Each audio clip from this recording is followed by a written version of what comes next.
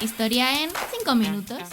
Bienvenidas y bienvenidos a Historia en 5 minutos. Yo soy Alejandra y hoy vamos a hablar de una de las mejores dinastías del Antiguo Egipto, que es la dinastía tolemaica. Dentro de la egiptología hay más amantes del Reino Nuevo, de las dinastías 18 y 19, que sobre ellas ya os hablé en los vídeos que os dejo por aquí arriba, pero en este canal, aunque el Reino Nuevo está muy bien y no le hacemos un feo, somos amantes de la dinastía tolemaica. ¿Y por qué nos gusta tanto en este canal la dinastía tolemaica? Pues porque es el periodo sobre el que he trabajado en mi tesis doctoral. Entonces, ¿cómo no voy a querer yo una buena dinastía tolemaica? ¿Cómo no voy yo a amar, a querer hasta la altura a mis queridos Ptolomeos, a mi querida Cleopatra? Por cierto, si quieres conocer más sobre la dinastía tolemaica, te sugiero que te suscribas a este canal si no lo has hecho todavía, porque voy a sacar una serie de vídeos sobre la dinastía tolemaica ampliando información que te voy a contar ahora. Y dicho esto, vamos a empezar. En primer lugar, tenemos que hablar de la llegada de Alejandro Magno a Egipto. Con la llegada de Alejandro Magno se pone fin a lo que conocemos como la Baja Época, que sobre este periodo ya te hablé en otro vídeo que te dejo por aquí. La dinastía macedonia, ya con Filipo II, el padre de Alejandro, empieza a llevar a cabo una serie de movimientos bélicos y finalmente con Alejandro Magno se inicia la gran conquista de Asia. El motivo por el que Alejandro cruza a Asia e inicia esta campaña expansiva en este territorio es porque el gran enemigo de Grecia en este momento es el Imperio Persa. Y es en este contexto de expansión de los macedonios por Asia cuando Alejandro llega a Egipto, que en ese momento estaba siendo dominado por los persas. Cuando Alejandro llega a Egipto no tiene que hacer movimientos bélicos, movimientos militares, porque los egipcios le acogen bastante bien, porque ellos estaban descontentos con los persas. Y no solo es que haya un descontento generalizado hacia los persas, sino que Alejandro también consigue rápidamente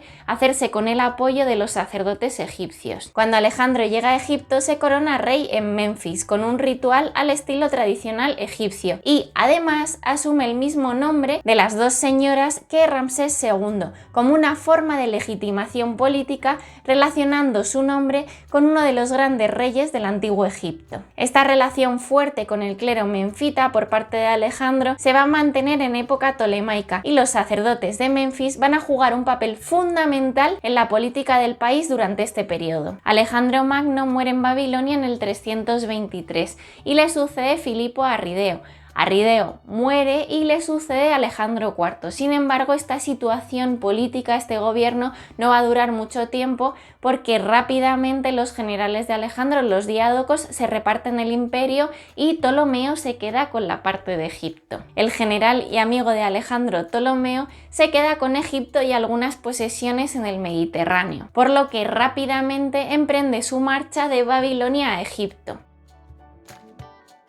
Sin embargo, aunque su intención es hacerse con el poder de Egipto, lo cierto es que va a tardar unos años en conseguir hacerse con el control total del país del Nilo y esto no lo consigue hasta el 305 cuando vemos que ya hay un control absoluto de Egipto por parte de Ptolomeo. No obstante, aunque él no se hace con el control total hasta el 305, en las fuentes griegas vemos que el año 304 es referenciado como el año 19 del reinado de Ptolomeo, por lo que él en la documentación ya se muestra como rey, como legítimo heredero desde el minuto 1. Por lo tanto, en resumen, a la muerte de Alejandro, Ptolomeo se autoproclama rey de Egipto, pero hasta el 305 no se hace con el control total de Egipto. Ptolomeo I se nombra rey de Egipto y se inicia así lo que conocemos como la dinastía alágida o dinastía tolemaica, que es la última dinastía de reyes del antiguo Egipto, que es conocida también como la dinastía 32. Que por cierto, hay mucha gente que dice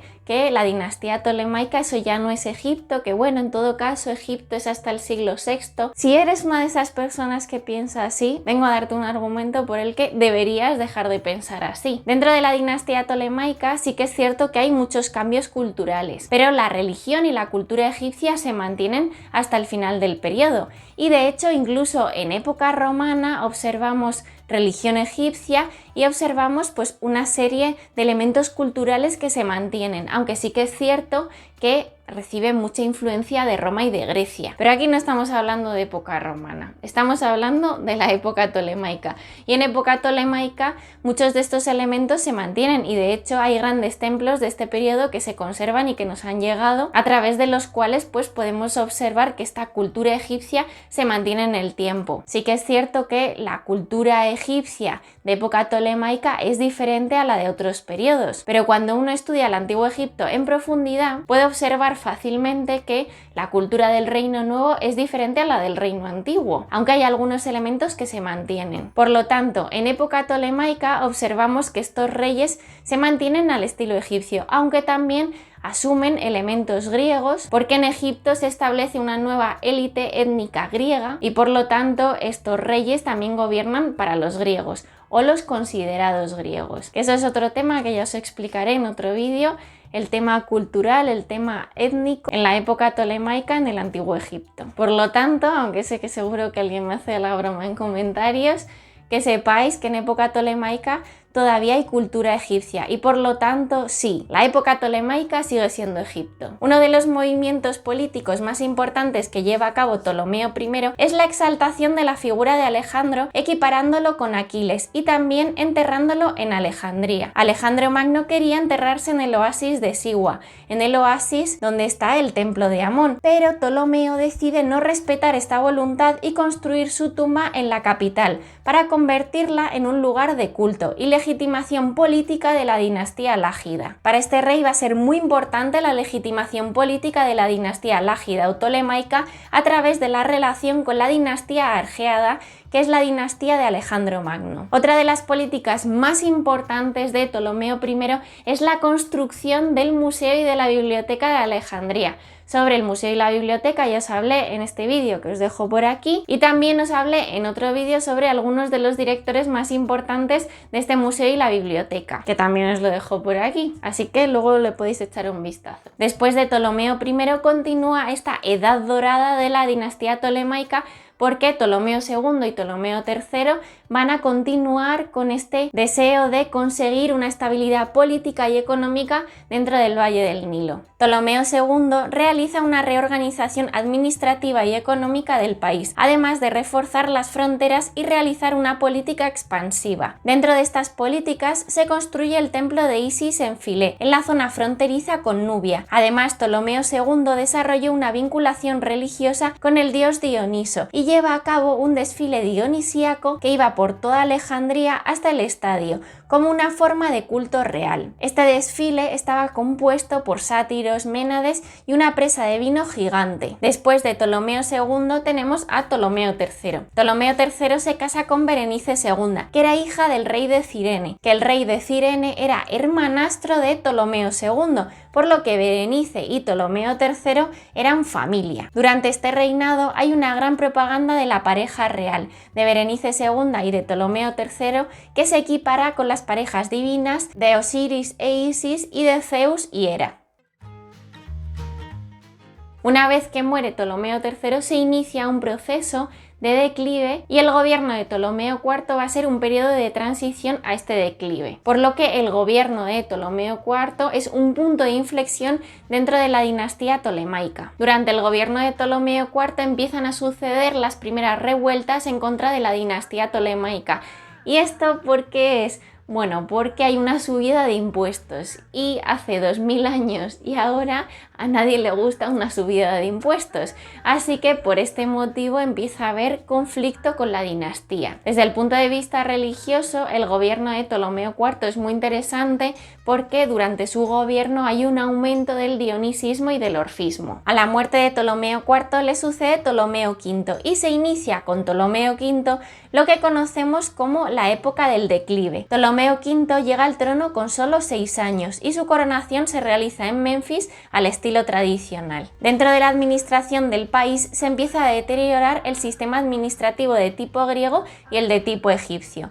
No obstante, los considerados como griegos siguieron siendo la élite económica en ese momento. Durante este gobierno se producen algunas de las revueltas más importantes. En concreto destaca la de Tebas entre el 206 y el 186, cuando se proclaman reyes dos egipcios. Dentro de esta revuelta se proclaman reyes primero Horun-Nefer y después Ankun-Nefer. Y una vez que muere este segundo rey, el poder vuelve a los Ptolomeos. Ptolomeo V muere bastante joven, con 30 años, y a su muerte tiene que preservar el poder, que gobernar como regente Cleopatra I, hasta que accede al trono Ptolomeo VI.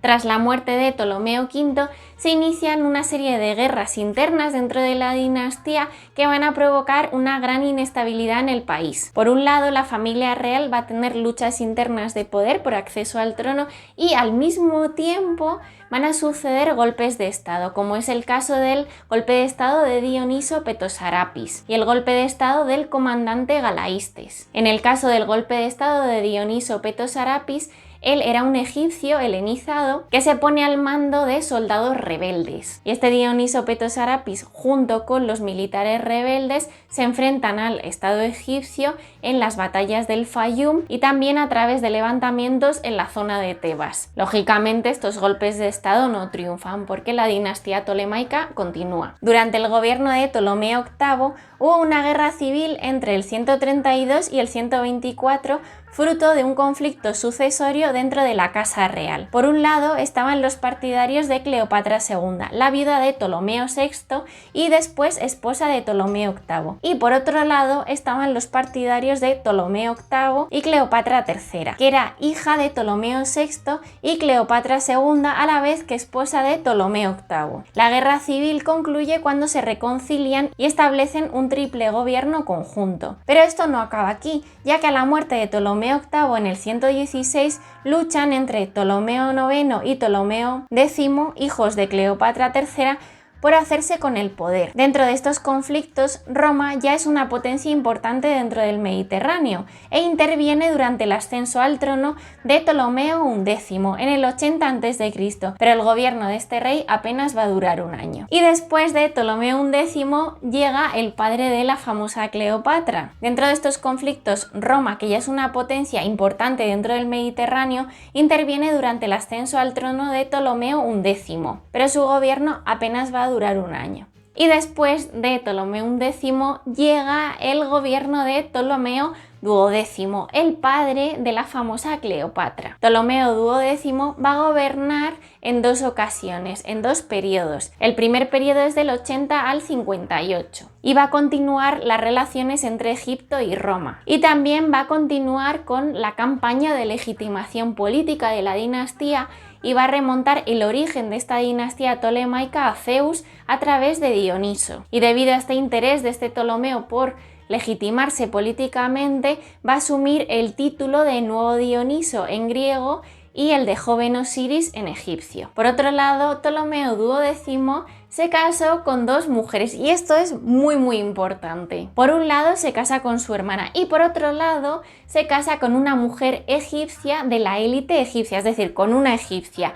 Y esta mujer egipcia, esta segunda esposa, le va a dar 4 hijos. Cleopatra VII, Ptolomeo XIII, Ptolomeo XIV y Arsínoe. Recordad que al principio del vídeo os he dicho que la relación entre la dinastía tolemaica y la élite sacerdotal egipcia de Menfis fue algo muy importante, fue fundamental dentro de la política y de la religión de este periodo. Parece ser que esta segunda esposa, esta mujer egipcia, surgió por las relaciones entre Ptolomeo y la élite sacerdotal de Menfis. De hecho, la relación entre este Ptolomeo y la élite sacerdotal de Menfis fue tan importante que Ptolomeo nombra sucesor en un momento dado a Senta III, que era un sacerdote de Menfis. Por lo tanto, la madre de Cleopatra fue una mujer egipcia de la élite egipcia, una mujer importante que tenía conexiones con la élite sacerdotal de Menfis. En el año 58 echan a Ptolomeo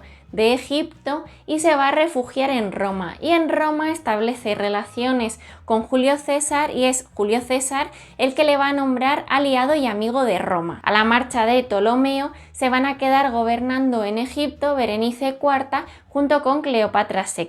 Finalmente, en el año 55, Ptolomeo vuelve a Egipto acompañado por el ejército romano y gobierna durante 4 años hasta su muerte. Parece ser, pero no está del todo claro, que durante estos últimos años de gobierno asoció al trono a Cleopatra VII para realizar una transición pacífica de un gobierno a otro. Pero como digo, esto no está claro, aunque sí que parece que Ptolomeo asoció a Cleopatra a su gobierno durante estos últimos años.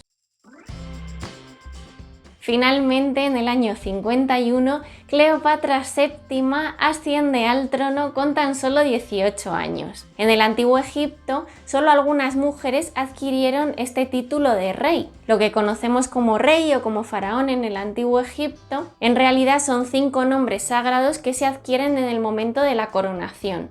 Y por lo general, las mujeres que gobiernan no adquieren esta titulatura, pero algunas, como digo, sí que lo adquieren, como es el caso de Hatshepsut, de la cual os hablé en otro vídeo que os dejo por aquí. Cleopatra llegó a ser rey de Egipto. De hecho, en la titulatura conocemos a Cleopatra como reina del Alto y del Bajo Egipto. No obstante, no todo es de color de rosa, porque Ptolomeo había estipulado que a su muerte debía gobernar Cleopatra VII junto con uno de sus hermanos y le pide a Roma que se asegure de que esto es así. Cleopatra VII asocia al trono a su hermano Ptolomeo, que muere bajo extrañas circunstancias, y después asocia a su otro hermano al trono, pero acaba, muriendo también. Y es al principio de su gobierno cuando Cleopatra empieza a establecer relaciones con Julio César, que recordemos que ya era amigo de su padre. Además, me gustaría hacer un pequeño hincapié y decir que,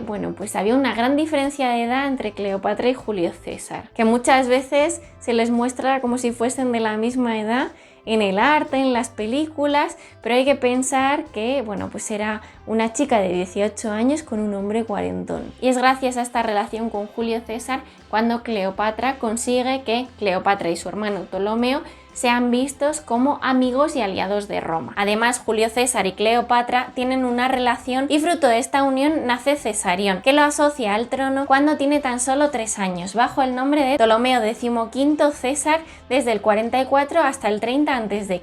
Julio César muere en los idus de marzo y Cleopatra inicia su relación con Marco Antonio, con quien tiene 2 hijos, Cleopatra Selene y Ptolomeo Helio. Durante estos años de gobierno, la pareja de Cleopatra y Marco Antonio se identifica dentro de la propaganda tolemaica como dioses egipcios. Por ejemplo, Cleopatra se muestra como Isis y Selene y Marco Antonio como Osiris y Dioniso. El gobierno tolemaico en época de Cleopatra se mantiene más o menos bien hasta que en el 36 a.C.